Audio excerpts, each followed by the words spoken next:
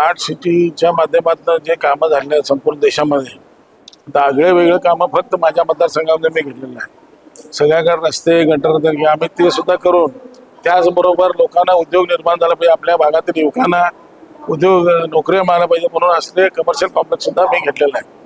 तर या commercial complex open झाल्यानंतर जवळजवळ 500 मुलींना इथं रोजगार मिळेल. त्याचबरोबर व्यापार व्यवहाराच्या दृष्टिकोनात स्थानिक लोकांना उपयोग होईल.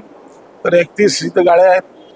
जवळपास टेक्नो हबच्या माध्यमातून सुद्धा आम्ही इथं प्रोजेक्ट म्हणजे काही हे करू शकता. त्याचबरोबर आज रवींद्र कौशिक ई लायब्ररी मी केलेलं आहे. त्याचबरोबर ई लायब्ररी असेल, नंतर सिनियर सिटीजन क्लब असेल, लहान मुलांसाठी सिव्हिलायझेशन करण्याचं असे अनेक वेगळे कार्यक्रम केले. त्यामुळं संपूर्ण भारतामध्ये स्मार्ट सिटीमध्ये जास्तीत जास्त प्रशस्ती कुठे आल्या असेल तर बेळगावला आलेलं आहे.